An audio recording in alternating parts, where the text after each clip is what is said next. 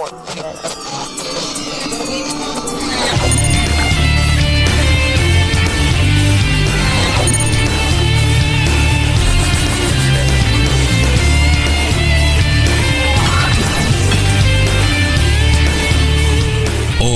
puede ser. Porque te lo habíamos anticipado, porque es día martes, porque corresponde el análisis político y para eso recibimos a nuestro analista político, docente de la casa, licenciado en Ciencias Políticas, el magíster Alberto Martínez del Peso, para hablar, profe, de elecciones de medio término. ¿Cómo le va? Buen día. Sí, volvemos a la Argentina después de varios programas en donde nos damos una vuelta por ahí. Así que vamos a hablar de la realidad nacional. Bien, está fácil el tema, ¿no? No sé si nos convenía quedarnos en otro lado. Claro, tal cual. Sí, está brumoso. No, iba a hacer un comentario en tono jocoso, pero no es muy jocoso decir que nos convendría estar en Camboya antes que acá. Pero claro. No, porque tampoco es fácil lo que sucede. Pero digo, la realidad de nuestro país. Sí. Uno, viste, ya como que vamos a hablar de la realidad del país. Ya te arremangás, te pones la bota de goma, decís, bueno, a ver, ¿en qué andamos, profe, en este país? Si en otras columnas hemos dicho que el gobierno era exitoso en mostrarse exitoso, bueno, ahora parecería que ya no está tan angelado y lo estamos tomando como medición, primero, lo que ocurre en el mismo gobierno, que ya hay divisiones, principalmente entre el presidente y la vice, que ya... bueno, pero la vice no es parte de esta gestión. Claro. Con lo cual, este gobierno tiene vicios del anterior también, en donde alguien que iban juntos en la boleta alegan demencia y se desconocen. Si hay un rasgo de esta época, es que todo ocurre y más rápido. Entonces, este gobierno que está desangelándose y está teniendo los problemas de los anteriores, le está pasando en un corto tiempo. Entonces, lo que se puede ver del gobierno actual es que está muy prontamente ya no pudiendo proyectar esa visión de imbatible y de fenómeno barrial. Por ejemplo, siempre la estrategia de este gobierno fue redoblar siempre la apuesta, pero ahora tiene tantos frentes abiertos que no podría. Y ya el desgaste de la gestión, porque como también hemos definido, gestionar es administrar conflictos, contradicción de intereses. La última noticia era que el presidente en la rural quitó las retenciones al campo, entonces ahí estaría aplicando, si se quiere, la zanahoria y no el palo. Bien, que ahí estaría bueno contrastar, porque en esto que estás evidenciando que hay una pérdida de poder, creo que se visibiliza eso. No puedes gobernar simplemente con las simpatías o con un mayor número de likes, porque en algún punto vas a tener que negociar. En la rural se ha visto la negociación, por un lado, con el campo, que era un sector que venía presionando muchísimo a Caputo. Por un lado se vio también y quedó evidenciado el quiebre del partido con, creo que ha sido bastante polémica la frase de Milei expresándose hacia su vicepresidenta. Y por otro lado, que también vale la pena recalcarlo, que se señala la imagen de Karina Milei como o el verdadero personaje que tendría el real poder hacia adentro del partido, porque es quien está eligiendo a los candidatos. Sí, y que eso generó una ruptura con el cerebro, que sería Santiago Caputo, que se le adjudica como que es el mentor, si se quiere, el que es la pata política. Pero la pata política del ejercicio intelectual, si se quiere, el diseñador, ¿no? El monje negro, pero después también está el de Karina, que es la más allegada al poder del presidente. Entonces esto ya toma ribetes de serie, de Juego de Tronos, y entonces ya estamos en una retórica un tanto complicada, pero sí. Tal cual, ahí por lo visto hay una disputa de estilos, para llamarlo de alguna manera, sino de orientaciones hacia dónde tiene que seguir el gobierno. Supuestamente Santiago Caputo se le atribuye más el de ir con los propios, y a Karina Milei está estableciendo mini alianzas con referentes territoriales, lo cual lo alejaría de lo que ellos se autodenominaron no ser un partido de casta, cuando en realidad están arreglando con muchos sectores territoriales.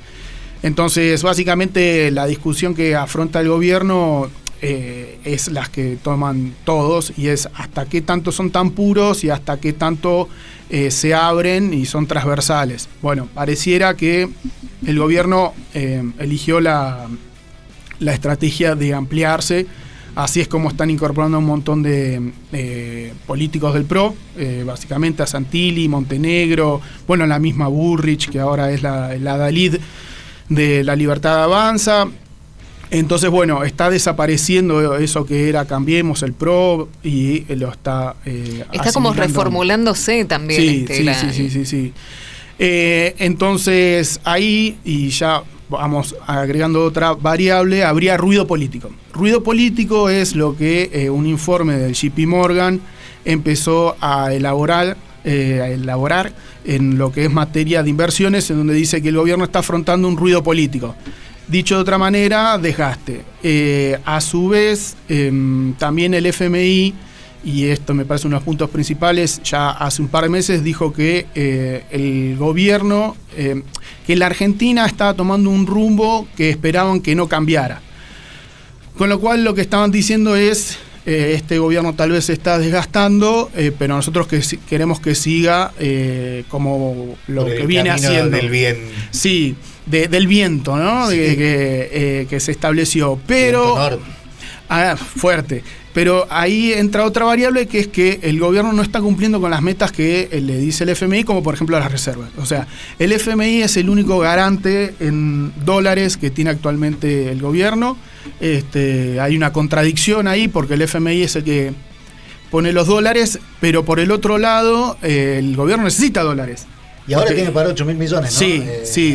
Ahora, en estos días. Sí. Y si le sacan las retenciones al campo, ¿cómo se financia el gobierno? Entonces ahí me parece que vamos entendiendo mejor lo que es el ruido político, ¿no?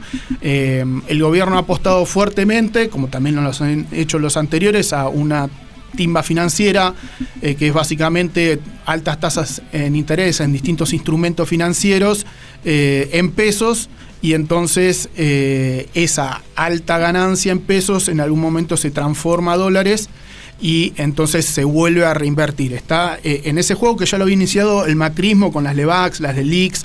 Bueno, eso está creciendo a cifras astronómicas, a 12 billones de pesos. Bueno, y que de hecho de eso hablamos en la columna pasada con el magíster Darío Freites, acerca de algunas herramientas financieras que ha utilizado el gobierno y que no le estarían funcionando para su plan económico en este momento. Es como que ha sido una bomba del tiempo que está a punto de estallar. Sí. ¿Por qué? Porque vos necesitas un tipo de cambio rígido para que esa diferencia en pesos no se licúe con el valor del dólar. Eso viene desde la época de Macri, que por eso en mayo de 2018 hubo esa cataclismo financiero en donde hubo una gran devaluación, y después siguió así, con la renuncia de Guzmán fue lo mismo. Entonces acá lo que se está esperando es lo mismo. Los gobiernos a partir de las elecciones de medio término empiezan otra etapa. Ya se está hablando de que va a haber un cambio de gabinete, lo cual es sintomático. En las declaraciones el presidente también ha dicho que Francos es el mejor gabinete de la historia de Argentina. Bueno, esas cosas. Entonces el mismo gobierno, fíjense que está buscando como relanzarse, y eso que todavía no pasaron las elecciones. Bueno, ¿por qué? Porque el mercado quiere eso, quiere esas altas tasas y quiere dólares, como se le dice ahora, frescos. Y ahora, por ahora, el único que los aporta es el FMI. Y además le podemos sumar las declaraciones de el flamante o todavía no asumido embajador, ahora no me acuerdo el nombre de pilas, pero es muy difícil de olvidar el nombre del embajador de Estados Unidos, Eric Lamelas, creo, que hizo básicamente un manifiesto político de apoyo al gobierno de Javier Milei. La verdad que es difícil recordar declaraciones tan abiertas de alguien que va a ser un funcionario oficial que es el Departamento de Estado.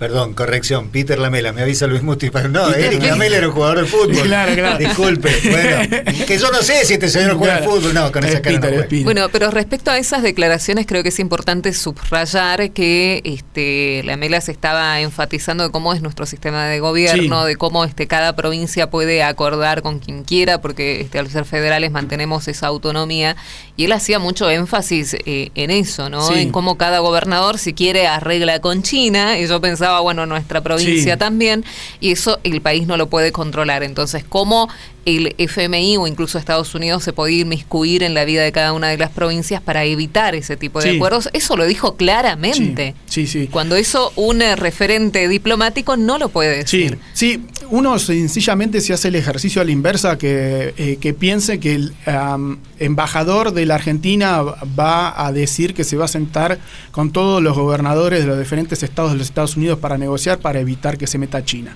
Uno se hace ese ejercicio a la inversa, se da cuenta de lo que realmente se está diciendo. Pasa que, bueno, el sentido común lo incorporamos y entendemos que el FMI y la Embajada de Estados Unidos son actores preponderantes de nuestra vida política, y eso es lo que me parece que había que analizar acá. Pensé que iba a decir prepotentes. También, que le cabe la palabra. Pero en eso te quería señalar en esto que estamos hablando, ¿no? Hay como una ya debilidad manifiesta del Estado, donde sí o sí vas a tener que negociar con los diferentes actores, porque que seas referente del Poder Ejecutivo no te da el poder absoluto, se ve la debilidad dentro del Poder Legislativo, donde es muy difícil acordar. Y también desde los gobernadores que se van a reunir incluso esta semana para ver una manera de luchar juntos por la coparticipación en esta tensión que se da entre los poderes ejecutivos.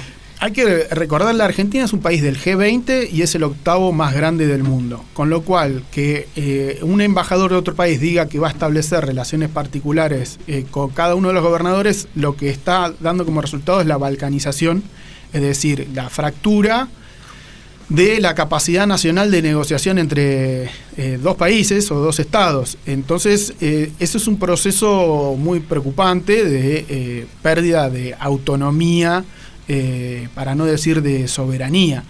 Entonces, eso es lo que más, si se quiere, preocupa.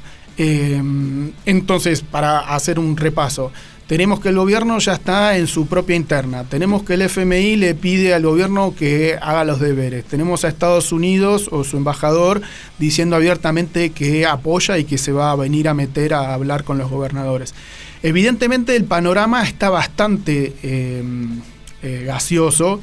Debería ser materia de que la oposición, y acá entramos en la otra variable, estuviera haciendo declaraciones al respecto, tanto en lo que es que el oficialismo tiene su propia oposición en la vicepresidenta, en que si este gobierno necesita que la Embajada de Estados Unidos haga declaraciones abiertamente de apoyo, como del FMI, y por el otro lado, en lo que es la economía, estos instrumentos financieros están al rojo vivo. Bueno, la oposición tiene un panorama en donde tendría que estar cómoda, y aún así está envuelta en sus propias internas, que frente a que un embajador dice que va a establecer relaciones internacionales particulares cada uno de los gobernadores, la oposición está discutiendo boletas de armado electoral. Con lo cual eso creo que es una de las mejores fotos que podemos ver de estas elecciones de medio término, que se discute de todo menos de los problemas del país. Entonces, básicamente la gobernabilidad, si se quiere, poco a poco va dejando de estar en manos de los políticos locales y está girando a actores internacionales. Eso es un problema, ya lo hemos hablado, es un tema mucho más grande, pero siempre aparece que es como la democracia está en cierta manera hackeada. Democracia entendida como un sistema de participación y representación, ¿no? Sí. Entonces, si hoy por hoy tenemos que escuchar a la palabra del FMI o al embajador de Estados Unidos y la oposición está en su propio circuito, el gobierno está en su propia interna, la verdad que estas elecciones de medio término no terminan de convencer, y mucho más en el marco en donde se supone que el triunfo de Milei era una demostración de hastío de la sociedad.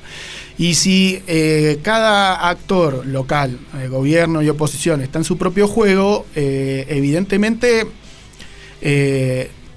demuestra lo que decía ese diagnóstico de que la sociedad está enojada y votó al más disruptivo, y aún habiendo ganado el más disruptivo, el juego de propio sigue siendo el que predomina, ¿no? El de la rosca, para decirlo de otra manera.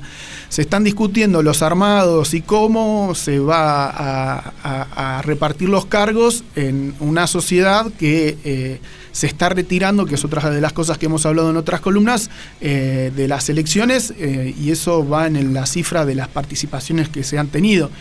Entonces me parece que la hipótesis que hemos visto acá de que los tiempos que vienen es de construcciones de primeras minorías, me estoy refiriendo a 30%, en un país con un alto grado de presidencialismo y de poder unipersonal del presidente, es un riesgo para la democracia. Porque si a partir de acá las elecciones van a ser en que el que asuma el poder público va a estar en base a un 30%, y en donde el otro que le siga va a tener un 25% y un 20%, esa potencia de la participación electoral, de caudal de votos, no la tiene. Y si esto lo ponemos con el otro panorama de que hay actores internacionales como el FMI y la embajada, que son lo que están sosteniendo actualmente la economía argentina, no es un buen panorama para la democracia, entendido como un régimen que necesita de la participación y de la representación y de el ejercicio del poder para resolver los problemas locales. Y en eso te agrego un elemento más, ¿no? Porque estamos en un contexto de alta polarización política, donde es muy difícil llegar a acuerdos, a un diálogo efectivo, un diálogo que constructivo respecto a lo que uno pretende, ¿no? Del futuro del país. Sí, hasta para lo que es el pensamiento liberal, los consensos es la herramienta fundamental para tener ese otro término que es la gobernabilidad. O sea, se supone que vos tenés que ir tejiendo pequeños consensos para que cada uno no pueda hacer lo que quiera, para decirlo de otra manera, ¿no? Un panorama de anarquía, sino que justamente ese es el espíritu del Congreso. Por eso tiene 2 cámaras, en donde en diputados se tendrían que tratar algunos problemas, generar consensos, mayorías. Eso pasa al Senado, el Senado son menos, pero tiene como más incidencia por ser la Cámara Alta, por tradición, porque responde también a los poderes regionales, territoriales de la Argentina. Y entonces, sí, el poder del presidente en sus propuestas de leyes, políticas públicas, o sea, está refrendado por una mayoría en diputados, por una mayoría en senadores, es el tipo ideal. Pero como bien decís vos, el gobierno tampoco logra formar mayorías, los bloques diputados se parten, senadores también, la vicepresidenta, que es la que preside lo que es la Cámara de Senadores, es opositora al gobierno actual, entonces, o al presidente si se quiere. Entonces eso mella los consensos mínimos que hace falta, en un estilo que, como bien decís vos, Tamara, siempre busca redoblar la apuesta o está escalando todo el tiempo el ejercicio discursivo, ¿no? Hace poco ha salido un fallo en donde Milei le respondió a este chico, que ahora no me acuerdo cómo se llamaba, que lo acusó de cuca. Claro, estamos hablando del chico que tiene autismo, que fue acusado, que fue acusado de cuca. Bueno, fue maltratado por el presidente, y la justicia falló que cuando el presidente habla a través de su cuenta oficial de Twitter, está ejerciendo como presidente, está ejerciendo su rol como representante de un Estado, y al reconocerlo de esta manera también entraría la causa libra en la mesa de discusión. Sí. Entonces también esta cuestión de que la justicia tenga que salir a aclarar que cuando el presidente habla a través de Twitter sí está hablando, ¿no? Es sintomático de lo que vos estás diciendo, de esta cuestión así de megáfono presidencial que se usa para cuestiones de que, imagínense, un ciudadano acusado de ser cuca, como si aparte eso fuese algo malo.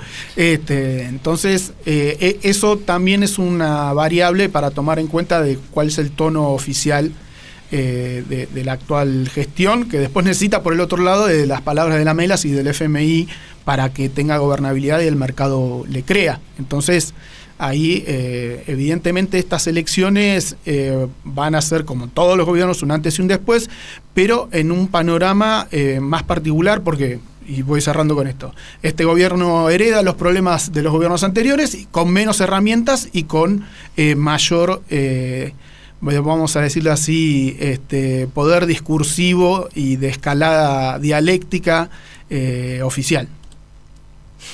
Sí, con una mayor, no sé cómo decirlo, no sé si poder discursivo, me parece que es como mucho poder discursivo. Sí, es más bien... Ya se va mostrando las fisuras, ¿no? Con mucha explosividad, una cuestión, sí. que había el estudio ese de que el que más insulta en el país es el presidente. Sí, en redes. Sí. Pero bueno, bueno, y que de hecho lo ha retrucado últimamente, ¿no? Diciendo de que los políticamente correctos al final terminaban gestionando el país de mala manera y que él prefería hacer desde el discurso políticamente incorrecto. Lo decía con muchos más improperios. Claro, por supuesto. Pero, y muy orgulloso de ello, aparte. Claro, pero manejar bien el país, entre comillas, como revalidando su manera de comunicar. Ya está viendo las encuestas un reflejo de que la sociedad, o por lo menos los encuestados, no estarían, que ya hay un desgaste de la imagen de Milei en relación a la forma, ¿no? Porque empieza por ahí, ¿no? Es como todo, te resulta simpático en un momento. Claro, y ya después ¿viste? Claro, como panelista de televisión un par de horas lo soportás, después ya 24/7 y al mando del país es bastante complicado. Cuando uno es chico aprende a decir malas palabras y los papás primero se ríen y después ya cansan. Sí, tal cual. Y el desgaste empieza por ahí. O repetís el chiste, capaz que ni mala palabra, pero repetís el mismo chiste, ya llega un momento y dices, bueno, ya está, nene. Sí. Ya deja de ser gracioso. Claro, ya deja de ser gracioso. A Macri le pasó ese desgaste de que al principio bailando Gilda era un fenómeno y después y después empezó a tener una imagen de que no sabía leer, que no sabía hablar, ¿no? Empieza a calar por ahí a Cristina con el dedo, con que nos retaba, empieza por ahí el desgaste de la figura. Alberto también, empieza por las formas, el desgaste de la figura presidencial, y como viene siendo clima de época, todo se desgasta mucho más rápido.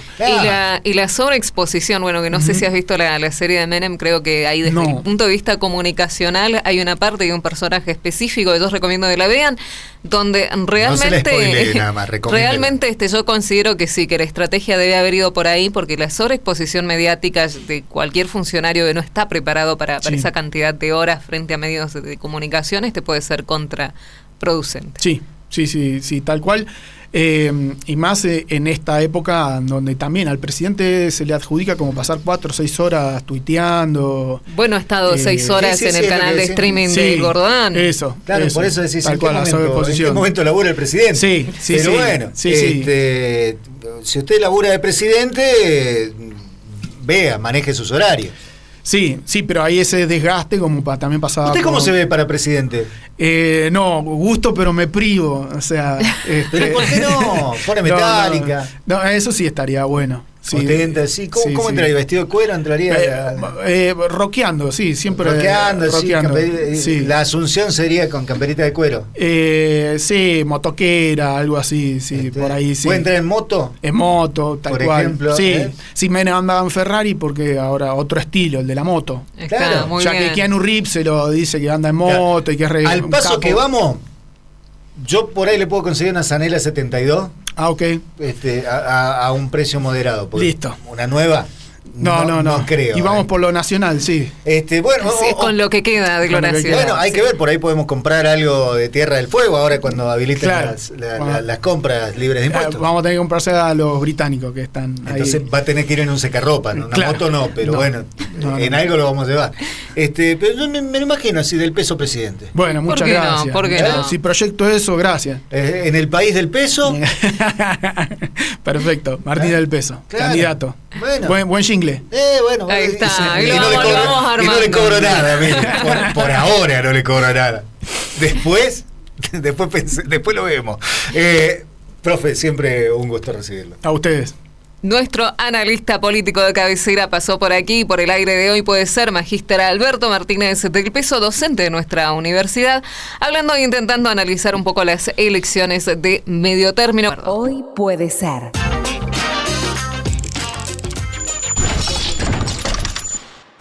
Porque lo que traiga el día depende de vos.